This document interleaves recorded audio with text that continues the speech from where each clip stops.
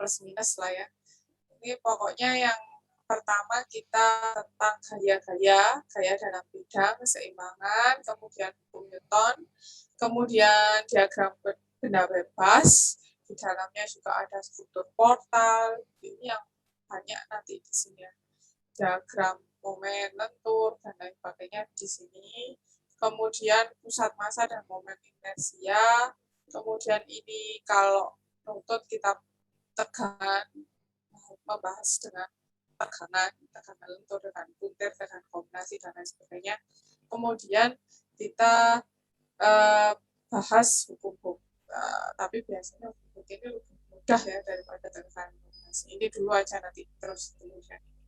Nah, kita lihat aja, ini banyak juga ini yang harus dipelajari. Jadi kita nanti hari ini fokus ke gaya-gaya dalam bidang ya. Nah, kita langsung masuk ke materinya. Jadi engineering mekanika permesinan ya, mekanika permesinan atau engineering mekanik ini dibagi menjadi 3. Ada yang rigid body mekanik, ada deformable body mekanik, ada fluid mekanik. Di mana yang ini dua ini adalah benda yang rigid ya, atau benda yang padat. Kalau fluid ini benda fluida ya. Fluida itu ada 2, jadi benda itu kan ada 3 ya, secara fase itu ada 3. Ada udara, air, dan padatan. Ya. Udara, gas, cairan, dan padatan. Kalau gas dan cairan itu masuk ke fluid mekanik nanti. Kalau yang padatan ini masuk ke 2 ini, rigid body mekanik sama deformable body mekanik. Nah, kalau rigid, ini artinya rigid ini tidak bisa berubah bentuk ya. Rigid body mekanik ini dibagi menjadi 2, statik dan dinamik. Statik itu artinya diam, dinamik itu artinya dia bergerak. Ya. Kalau deformable body mekanik ya, ini bisa mengalami perubahan bentuk, padatan yang dapat menerima perubahan bentuk. Nah, nanti hubungannya ke strength of material atau kekuatan material. Nah, yang pada saat ini kita pelajari itu kita masuk ke sini, rigid body mekanik yang statis ya. Jadi kekuatan benda diam yang statis, tidak berubah, mengalami perubahan, juga perubahan benda yang deformable. Nah, ini hubungannya ke kekuatan material. Nah, ini kita hitung kekuatan materialnya di sini. Jadi garis besar itu kita ke sini lebih banyak dan sedikit kita membahas tentang kekuatan material. Nah, kemudian nanti dinamika yang di sini, dynamics ini nanti kalian pelajari di semester berikutnya. Materinya kinematika dan dinamika ya. Ini di sini. Nah, yang sekarang ini dan oke. Nah, sebelum saya masuk ke gaya ya, hari ini. Nah, ini saya mau menjelaskan sedikit tentang sistem satuan. Ya, ini sudah saya hanya review saja ya. Di fisika kan sudah ada ya sistem satuan. Sistem satuan itu ada satuan apa sama satuan apa? Ada yang ingat? Metris dan British. Satunya? British. Betul. Satuan metris dan British ya. Metris itu ada yang di dalamnya adalah satuan internasional SI. Nah, metris sendiri itu ada macam-macam ya, ada yang kecepatan itu satuannya meter per second, gaya Newton dan lain sebagainya. Kalau yang British kecepatan apa? Mile per Apa itu hour. tekanan? Feet per second ya, feet per Oh iya. second dan lain sebagainya. Jadi kalau mengacunya sistemnya metris, yang umum aja ya panjang itu meter, milimeter ya. Tapi kalau yang British apa? Feet, yard, apalagi Miles. Pons. apa? Pons. Pounds itu Pounds. ada apa? Satuannya apa? Berat itu ya. Berat. Massa ya. Pounds itu massa. Panjang itu feet, kemudian inch, kemudian Miles. apalagi yard itu. Kalau lapangan biasanya yard ya. Kalau kalian biasanya nonton film produksinya Amerika, dia pakai satuannya biasanya British ya. Jadi kalau dia bilangnya apa, kalau kita kan berapa kecepatannya mobil 60 km per jam gitu ya. Mereka bilangnya nggak Mile per kilometer per hour. jam, tapi bilangnya feet per hours ya. Atau apa ya, feet per hours mereka. Nggak tahu meter itu, nggak tahu.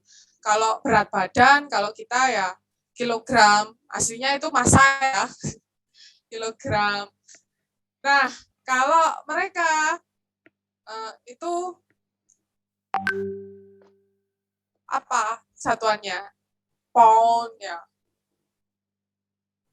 LB ya. Kalau pound itu tulisannya LB ya, LB dan lain sebagainya. Itu untuk sistem metris dan British. Jadi ini jangan dilupakan ya, ini sampai nenek-nenek kalian, kakek-kakek ya, ini harus tahu ya, kalian kan orang mesin harus tahu sistem satuan seperti apa. Nah, jadi kalau berat itu apa satuannya kalau metris? Satuannya berat? Kilogram. Oh, bukan, itu massa ya. Kalau berat apa? Kilogram. Joule. Newton. Newton, betul. Newton. Ya, jadi berat itu Newton. Dari mana Newton? Masa kali Apa kali gravitasi. apa? Masa kali gravitasi. Massa kali gravitasi itu adalah berat. Ya, kalau kita bicara berat badan itu sebenarnya massa ya. Tapi karena kita sudah tingginya di bumi, jadi kita sudah jadinya berat. Berat. Nah, nggak apa-apa. Karena kita sudah kalikan dengan harus kalikan dengan gravitasi. Nah, kemudian ada panjang, meter ke milimeter, ini harus bisa semuanya ya. 1 meter berapa mili? 1000. 1 mili berapa meter? 1/1000. 1/1000. 0,01 atau 1/1000. Kemudian daya itu adalah watt ya. Tekanan Pascal atau Newton per meter persegi, tegangan Newton per milimeter persegi. Nah, sambil dibuka buku fisikanya ya, yang dulu sempat dilupakan, nah sekarang dibuka lagi. Nah, apa bedanya tegangan sama tekanan? Ya, itu brainwash saja ya. Tekanan itu ditekan, tegangan itu ditegang, Bu. Ya, bukan ya. Coba dipikirkanlah kali ini untuk bahan renungan. Apa sih bedanya tekanan sama tegangan? Ini padahal sama-sama Newton itu berat per meter persegi, perluasan ya. Berat per luasan. Nah, tegangan sama tekanan ini ternyata sama, Pascal. Nah, ini apa bedanya nanti? Ini bahan renungan aja. Nah, kemudian, nih jangan dilupakan juga, ini apa? Ini kalau kita punya 7, biasanya ya 7 kilogram, hektogram, dekagram, apa aja? Tak tulis ya. 1, 2, 3, 4, 5, misalnya kita punya kilogram paling atas, kemudian bawahnya apa? Hektogram. Bawahnya lagi. Dekagram. Dekagram. Bawahnya lagi. Gram. Gram. Gram. Gram. Bawahnya lagi. Desigram. Desigram. Miligram.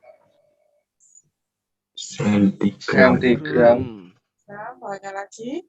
Miligram. Miligram. Nah, ini harus hafal ya. Ini ke bawah berapa kali? 10. 10 Kalau naik Bagi 10. bagi 10. Dibagi 10. Nah, ini ada lagi atasnya sama bawahnya ya. Atasnya sama bawahnya. Yang atasnya ini biasanya ya, di atasnya kilo ini ada mega, ada giga, ada tera. Kilo itu 10 pangkat 3 kalau dari sini ya 1, 2, 3. Naiknya kan 3. Nah, kilo. Kalau mega naiknya 6 dari sini. 1, 2, 3, 4, 5, 6. Ya, pangkatnya 10 pangkat. Nah, 1 mega sama dengan 1 juta, misalkan megagram ya. Berarti 1 megagram sama dengan 1 juta gram. Gitu. Ini biasanya kalian hafal kalau dia di hard disk. Ya. Mega, giga, terabyte. Nah, itu hafal biasanya kalian. Terabyte 10 pangkat 12, gigabyte 10 pangkat 9, megabyte 10 pangkat 9. Ini biasanya kalian hafalnya di flash disk atau hard disk internal, hard disk eksternal itu biasanya hafal kalian. HP kalian berapa mega? Apa itu? RAM-nya berapa mega, berapa giga gitu ya. Nah, itu.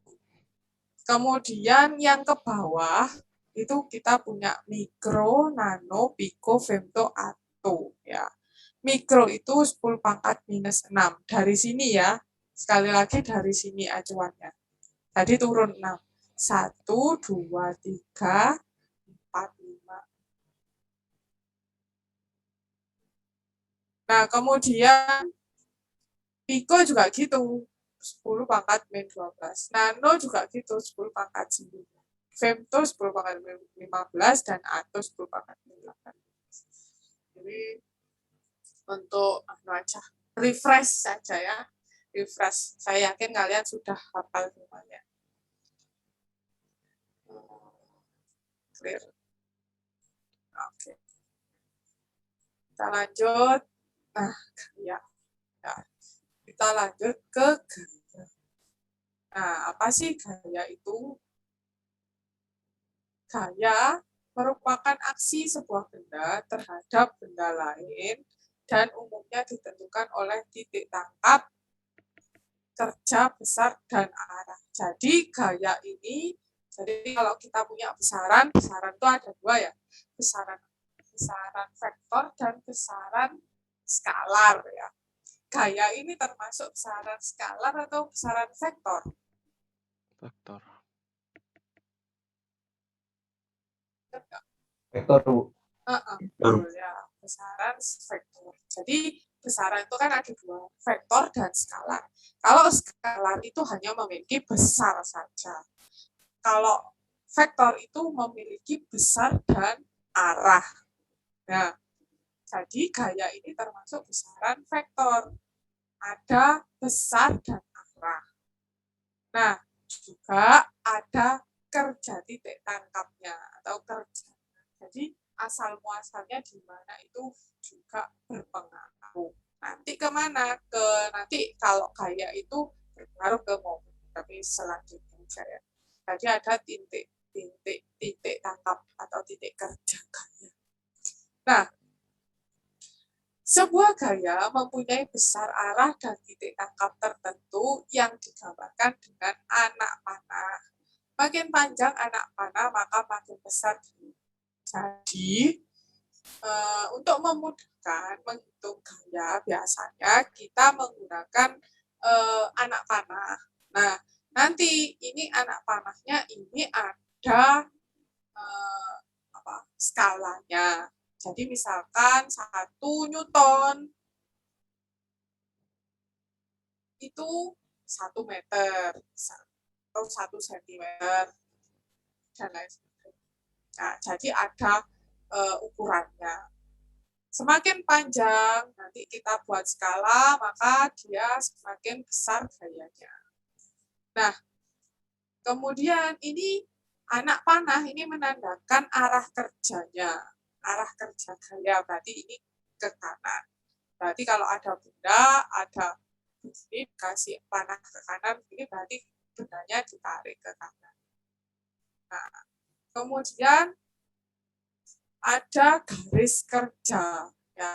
Garis kerja ini digambarkan dengan garis titik-titik ini, garis kerja.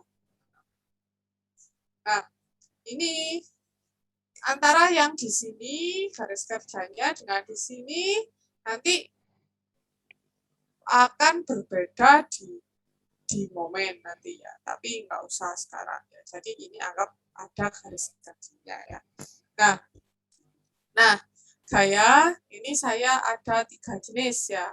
Ada gaya kolinier, ada gaya kongruen, ada gaya koplanar.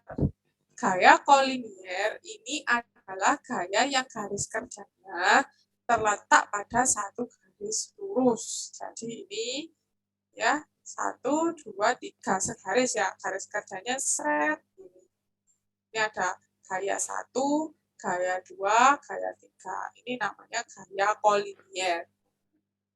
Kemudian ada gaya kongruen. Kongruen ini adalah gaya yang garis kerjanya berpotongan pada satu titik.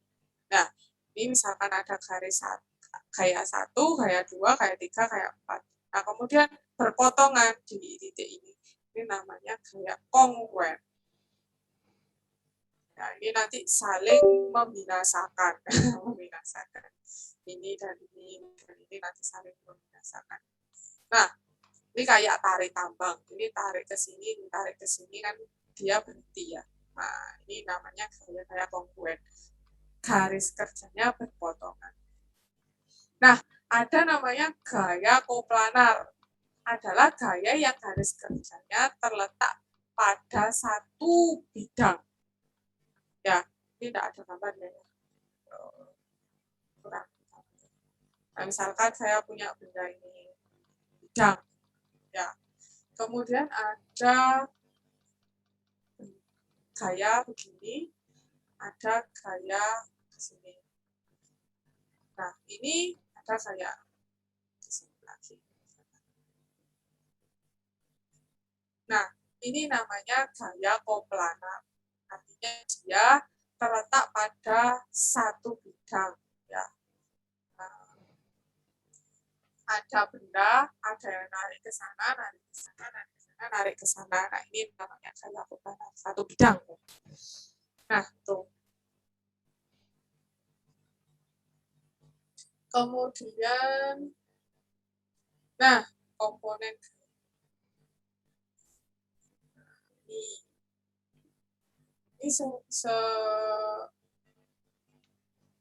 kelihatan ya. Nah, komponen gaya. Nah, gaya ini, misalkan saya punya gaya F ya, gaya F, gaya F. Nah, gaya F ini miring. Nah, ini saya cuma review aja ya. Saya yakin kalian sudah pernah diajarkan di fisika mungkin ya.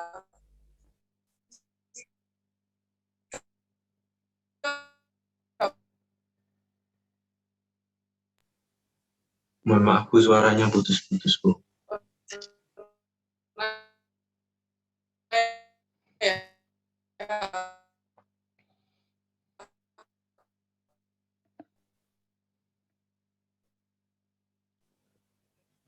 Di SMP, SMA juga sudah mungkin.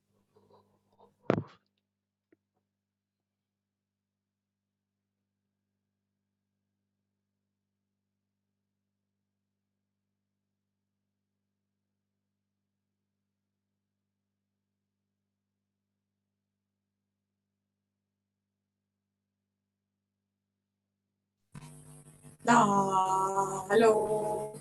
Ketemu lagi.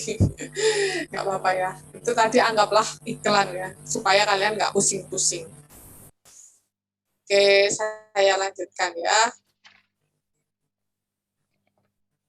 Nah, kita punya gaya F. Nah,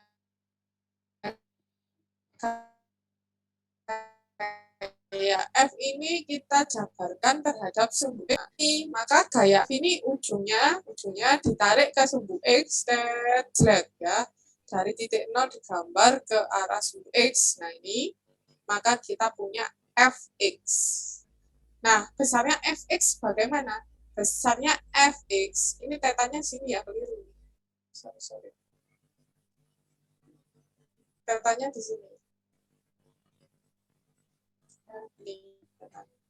Besarnya Fx itu adalah F dikali dengan cos theta. Dari mana cos theta ya? Ini kan segitiga ya. Ingat, kaidah Pitagoras. Ya, Pitagoras itu adalah sin sama dengan depan per miring ya. Sin demi. Kalau cos apa? Sami. Cos sama Sami. dengan Samping. samping per Miring. samping per miring. Sami ya. Jadi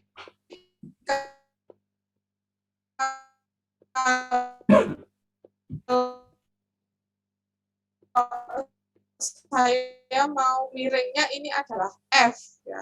Nah, Fx ini kan terletak di sebelah sudut ya. Berarti kita pakai yang samping ini ya. Berarti ini adalah Fx. Ini kita pakai yang cos. Cos theta. Cos theta sama dengan Fx per F. Berarti Fx bagaimana? Ya, F dikali dengan cos theta. Nah, Fy juga gitu. Fy ini ditarik dari sumbu F dari vektor atau gaya F ini ditarik ya ke sumbu Y secara tegak lurus, maka kita dapat Fy ini arahnya di sini, titiknya di sini. Ya, titik mula sampai titik ketemunya saya. Nah, ini adalah Fy. Fy besarnya ini, panjangnya ini kan sama dengan ini ya. Nah, garis ini. Nah, garis ini terletak di depan sudut theta. Berarti kita pakai tadi sin ya, sin demi ya. Berarti sin theta itu sama dengan Fy dibagi dengan F. Berarti kita punya Fy sama dengan F sin theta. Ya, ini tidak baku, tergantung yang diketahui tetanya yang mana. Ya, jangan dihafalkan ininya.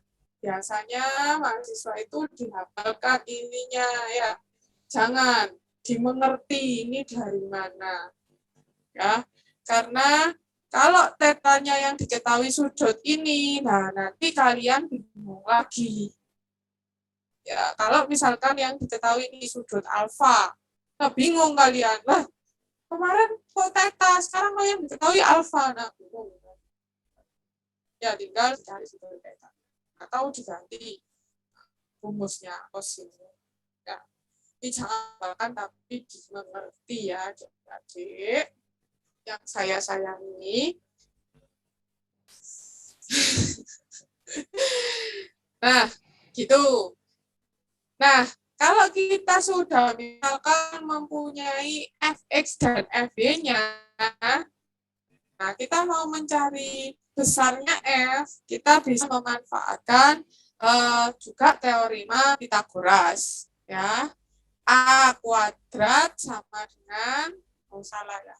A plus B kuadrat sama dengan C. C kuadrat. A-nya yang mana? Misalkan A-nya yang fx, B-nya yang fy, C-nya yang f. Jadi fx kuadrat ditambah fy kuadrat sama dengan f kuadrat.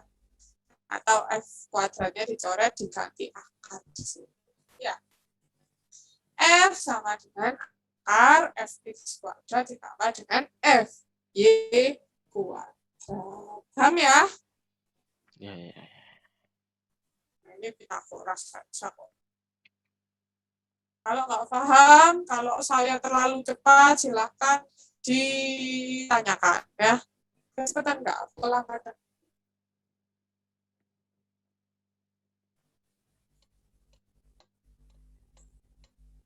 Terlalu cepat atau terlalu lambat? Bu, ini saya sudah paham, Bu. Oke, saya lewati kalau begitu. Nggak perlu. Langsung ke soal-soal aja. Begitu ya. Jadi ini komponen saya. Nah, kemudian resultan gaya.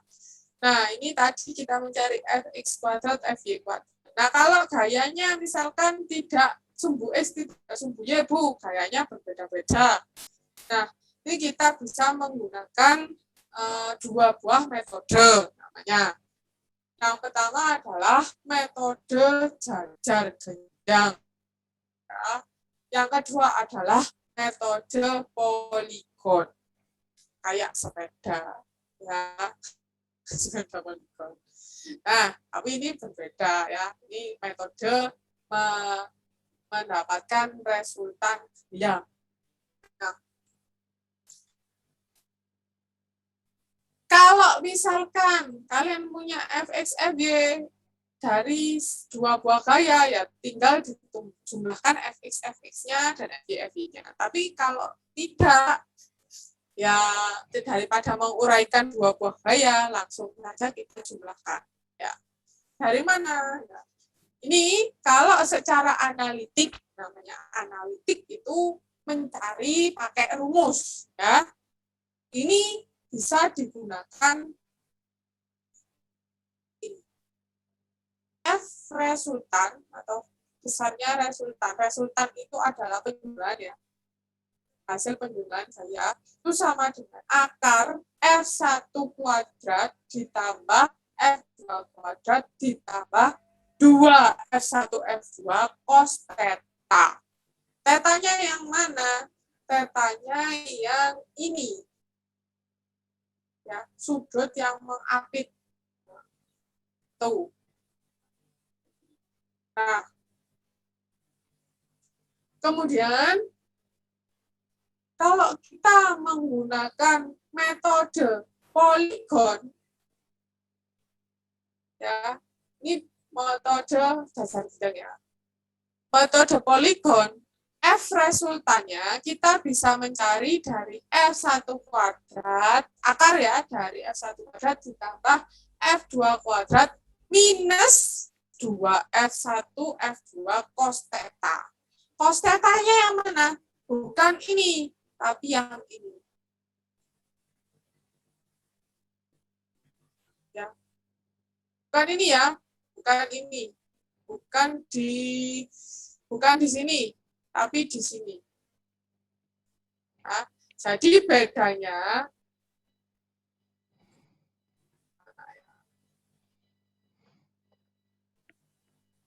sebentar.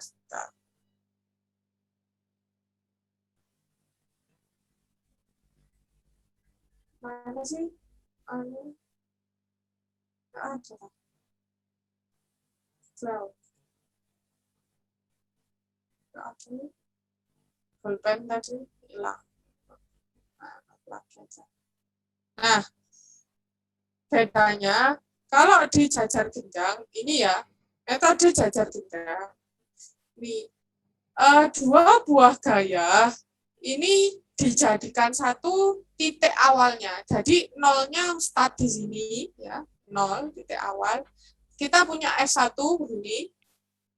Nah, kemudian kita punya F2 ditaruh di titik nolnya. Nah, Kalau di poligon, metode poligon, kita punya F1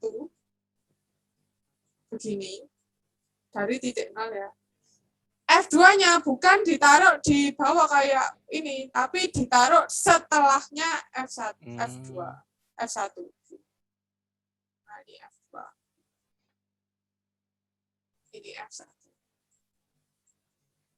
Ini F1. Ini F2. Nah, gitu. Jadi kalau di jajar genjang ini hanya bisa digunakan 2 buah kayak. Kalau metode poligon, misalkan kalian punya F3, taruh lagi di sini. Punya F4, taruh lagi di sini. Punya F5, taruh di sini. Punya F6, taruh di sini. Ini adalah metode poligon. Resultannya mana? Ya dari 0, dari titik awal ke panah terakhir. Nah, ini adalah resultannya. Ini metode poligon.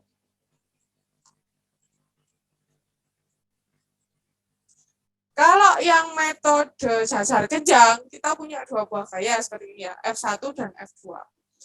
F1 dari F1 ini ditarik garis kerja yang sejajar dengan garis kerja F1 ya, tarik garis di ujung F2. Jadi tarik garis gini. Nah, ini sejajar dengan F1. Kemudian di ujung F1 digambar garis juga yang sejajar dengan garis kerja F2 digambar. Nah, ini sejajar dengan F2.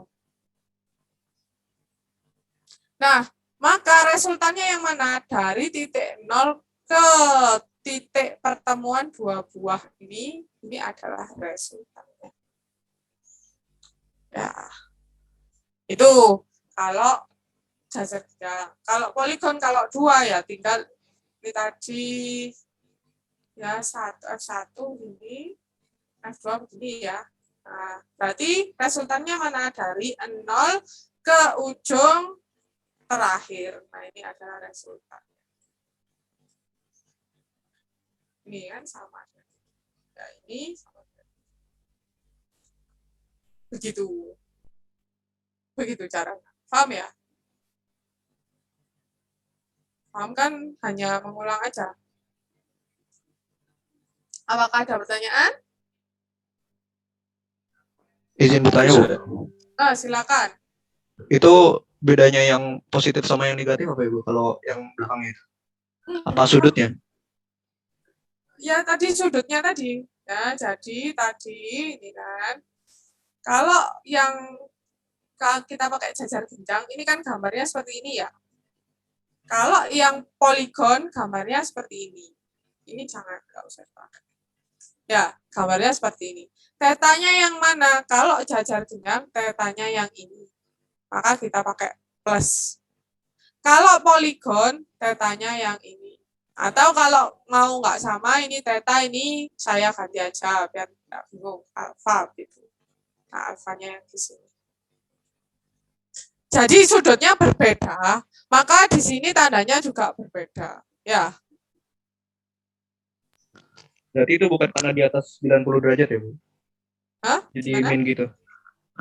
Berarti bukan karena di atas 90 derajat ya jadi min gitu. Nah, awalnya seperti itu. Ya, jadi kalau dijumlahkan, ya, ini misalkan saya jumlahkan. Ini, dan ini itu kan 180 ya. Nah, itu awalnya begitu. Maka ini penurunan rumusnya jadi minus. Ya, karena kita kan berbeda. Kalau kalian pakai sudut ini ya jangan pakai minus ya, tetap pakai positif. Ya. Karena ini dari penurunan rumus karena berbeda sudut yang dipakai. Nah, awalnya karena dia lebih kelihatan ya, dia kalau ini kan lancip ya, kalau ini kan ngumpul, nah maka dia minus gitu kan katanya Mas.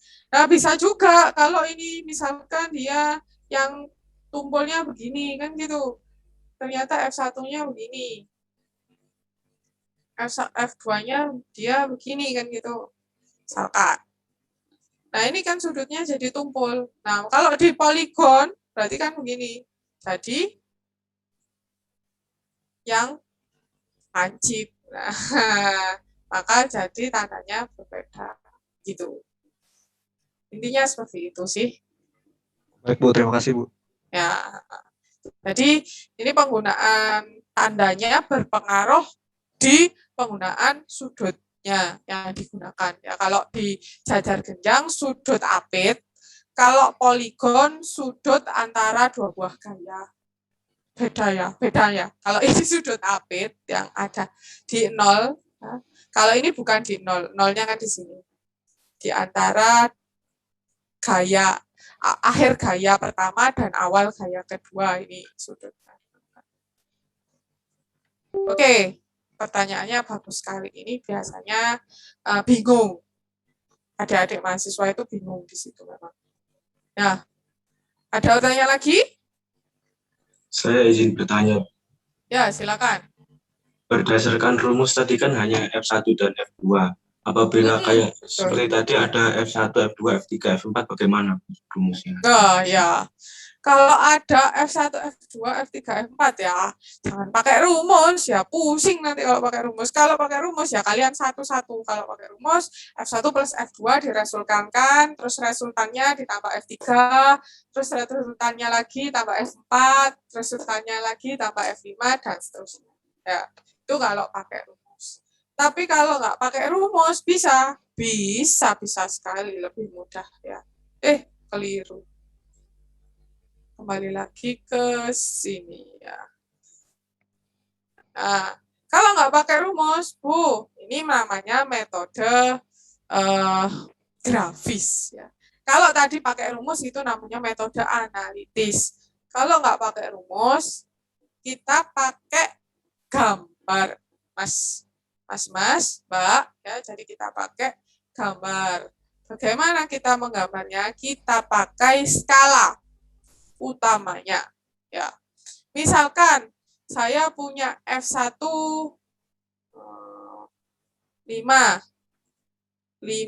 Newton gitu ya. Hanya itu satuannya apa? Newton kan, betul ya.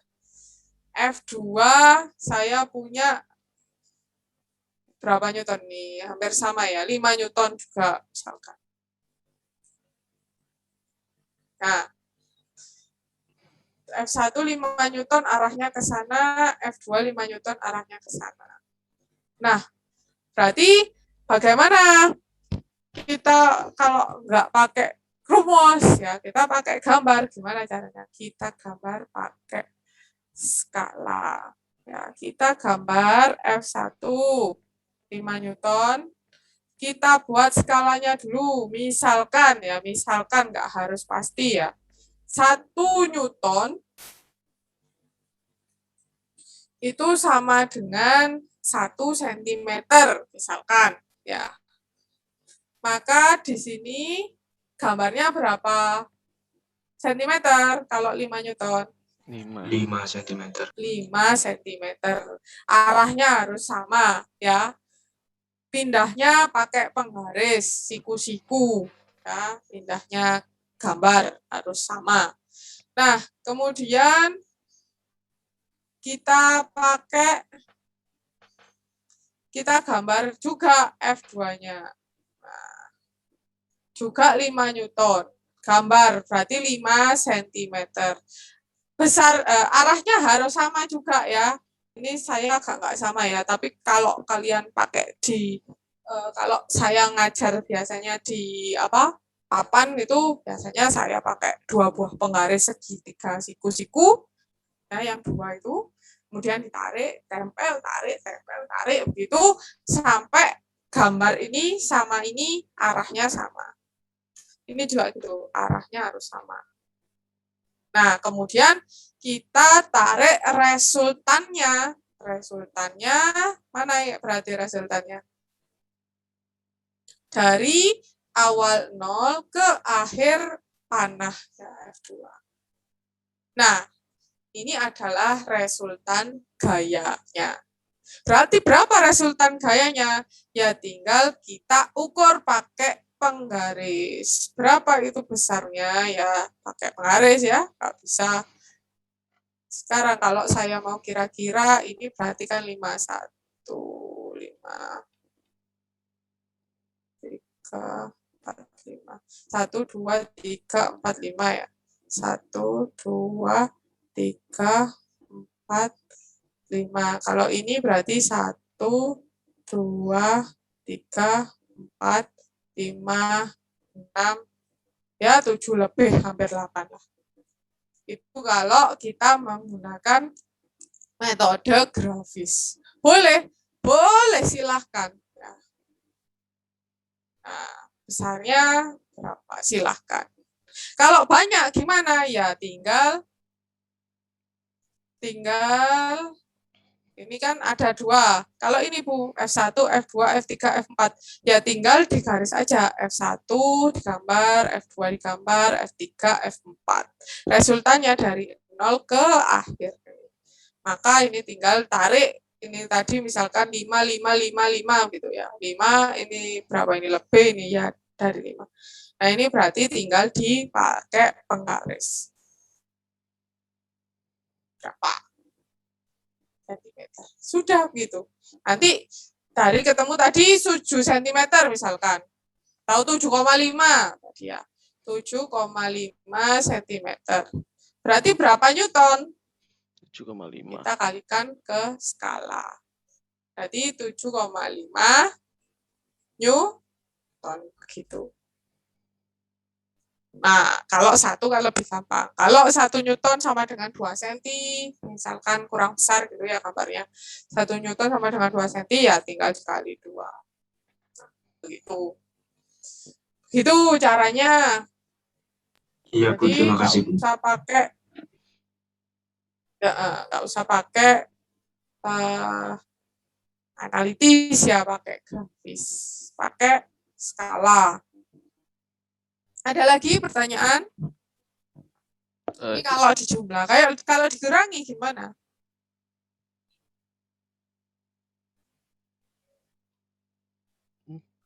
Kalau dikurangi berarti berlawanan arah ya Bu ya? Betul. Jadi kalau dikurangi, misalkan saya punya pertanyaannya kan gitu ya, A plus F1 plus F2 kan yang tadi ya caranya. Kalau pertanyaannya F1 dikurangi dengan F2, bagaimana? Ya F1 digambar biasa, F2-nya. F2-nya kan ke sini ya. Berarti minus F2 kemana? Ke atas. Berlawanan. Ya. Berarti tinggal gambar begini aja. Resultannya mana? Ya dari minus. Ya, paham ya? Atau terlalu cepat? Tidak Bu. Enggak ya. Misalkan saya punya ini F1, F2, F3, F4.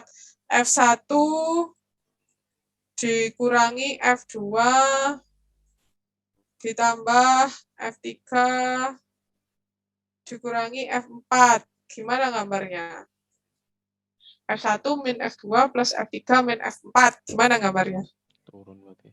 Tinggal yang minus-minus dibalik ya arahnya. Kita coba aja. Mana tadi arah? Oke. F1 ke atas. Mana sih? Oh, ini. F1 ke atas. Oke. F2 ke kanan ya. Kanan karena minus dia ke kiri bawah ya. Nah, berarti kan gini. F3 positif ya. Ke mana? Ke kanan ya. Berarti begini kan. F4 negatif, F4 berarti F4 yang awalnya ke kanan bawah jadi ke kiri atas. Kiri bawah. Kiri bawah, kiri Kiri atas ya. Jadi begini. Nah, berarti resultannya mana? Resultannya dari awal ke akhir F4 ya. Ini adalah resultannya yang biru. Ya, paham ya? Ini gampang, tinggal pakai penggaris aja nanti diukur. Itu caranya. Gampang kan? Dah, terus dulu hari ini ada pertanyaan nggak lagi? Izin tanya, Bu. Ya, silakan, Mas. Kalau misalkan pertama ada 2 buah gaya, Bu, yaitu 2 buah Hmm. gayanya misal membentuk sudut lancip, terus habis itu dipindahkan pakai metode poligon kan nanti jadi tumpul, Bu. Itu apa ada perbedaan nilai sudut nantinya, Bu? Gimana? Jadi awalnya lancip jadi tumpul. Iya, Misalnya gimana? kayak yang nomor 2 ini, Bu, gambar nomor 2 ini. Ya, nggak apa-apa. Ini kan metodenya berbeda. Ini kita punya 2 buah gaya, F1-nya ke sana, F2-nya ke sana. Kalau kita pakai poligon kan nolnya kita pakai 0 di sini ya. Kalau pakai poligon, sorry, jajar genjang. Kalau kita pakai metode poligon ini kan kita harus merubah titik garis kerja gaya ini dirubah di ujung dari F1. Jadi dari awalnya tumpul menjadi dari awalnya lancip menjadi tumpul begitu ya. Nggak masalah ya, memang itu caranya, memang seperti itu caranya. Kalau dirubah kemudian jadi ya itu aja deh sebenarnya. Jadi ibaratnya begini, nanti kalau kita punya benda ya,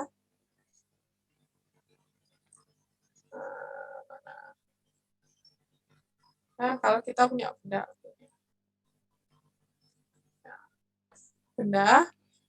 dari tengah, ini kita tarik ke sana F1 ya, kita tarik bendanya ke sana F1 ya, ibaratnya kamu punya kertas karton gitu ya, kertas karton dipotong gitu, potong sembarang lah. Kemudian kamu tarik dari tengah ke F1. Kamu kasih tali ya, tali kamu kasih tarikan sebesar 5 Newton misalkan. Kemudian dari titik ya yang sama, kamu tarik lagi ya ke F2 ini, searah F2 ini sebesar 5 Newton juga misalkan. Nah, berapa gaya yang diterima oleh kertas karton tadi? Nah, itu adalah penjumlahan dari 2 buah gaya yang tadi. Nah, metode mengerjakannya bisa pakai metode poligon tadi, jajar genjang ya, dengan begini gambarnya. Bisa dirubah ya menjadi metode dengan metode poligon gaya. Nah, poligon gaya ini garis F2, garis kerja F2 dipindah di ujung F1. Nah, ini garisnya saja.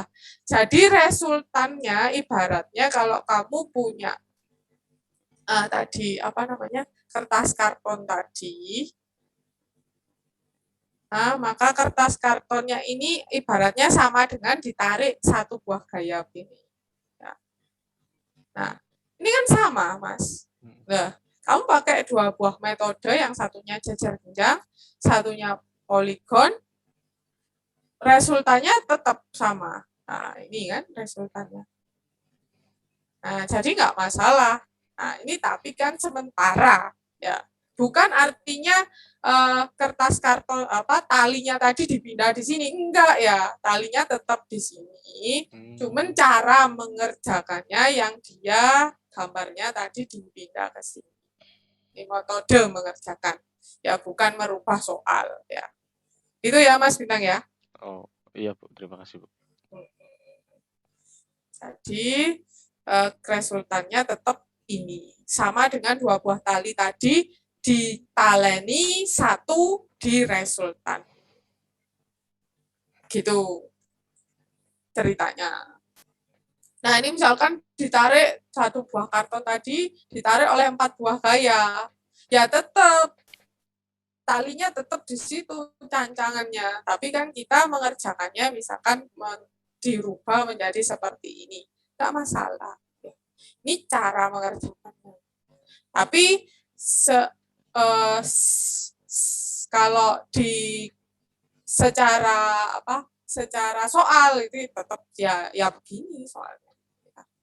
Ini soalnya, ini cara mengerjakan. Ya. Begitu. Ada pertanyaan lagi? Izin bertanya, Bu. Berarti Ya, kalau silakan. kalau misalkan ada gaya majemuk yang arahnya tuh nggak jelas gitu, berarti bisa dibagi jadi ke X sama Y aja ya, Bu? Terus Bisa, di nggak masalah. resultanin. Bisa, boleh ya. Misalkan saya punya gaya dalam satu bidang ya. Saya punya bidang. Ya. Kemudian saya punya 2 buah gaya. Satunya ke sana ya, satunya ke sini misalkan. Berarti bidang ini kalau diresultankan itu gayanya sama dengan bagaimana. Nah, itu bisa kita pindah ke 2 buah gaya ini, kita pindah menjadi ini tadi yang poligon bisa, yang jajar genjang bisa. Tapi nanti kalau misalkan ini kan misal ya, kalau misalkan ini rigid ya, ini rigid tanpa disertai dengan pergerakan ya, ibaratnya tanpa disertai dengan pergerakan. Tapi kalau nanti dia menyebabkan pergerakan atau nanti dia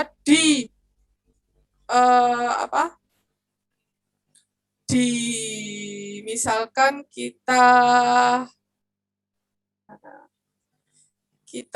ini dia kartonmu ini kamu kasih misalkan pusat di sini, ya, kamu paku di sini.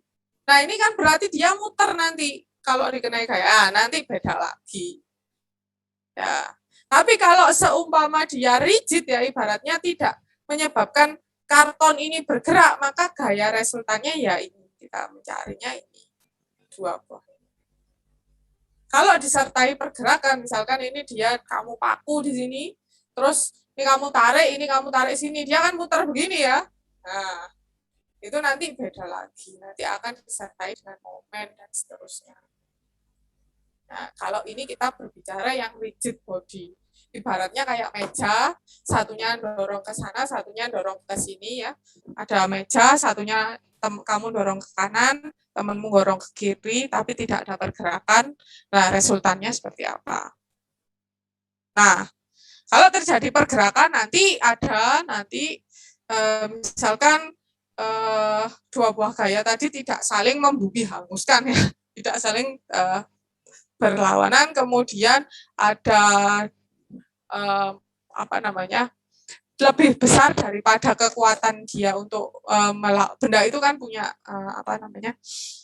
gaya normal ya namanya ya, gaya normal supaya dia tidak bergerak. Nanti hubungannya kan sama hukum Newton ya, nanti kalau gayanya tadi lebih yang supaya menyebabkan dia diam, maka bendanya akan bergerak. Nah, nanti kalau bergerak nanti beda lagi gayanya. Ya, tidak sigma F sama dengan 0, tapi sigma F sama dengan apa? Hukum Newton.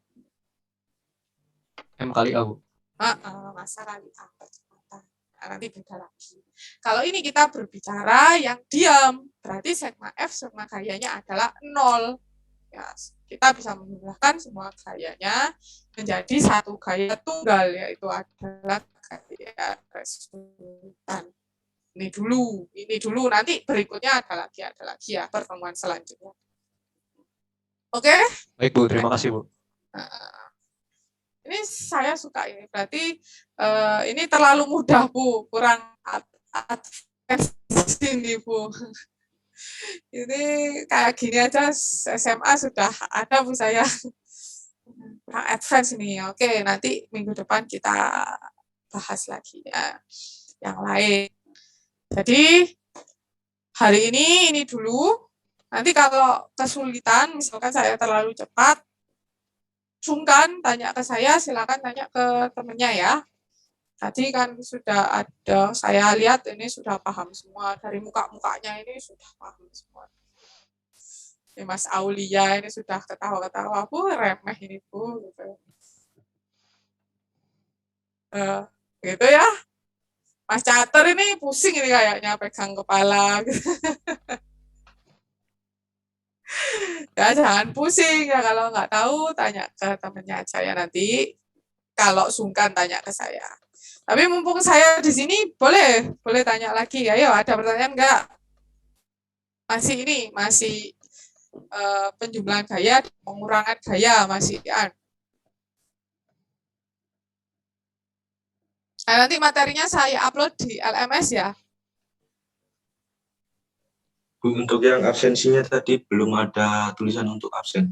Masuk sih. Hanya atensi. Ya. Attendant itu belum dah. Ya, belum ada isinya, Bu.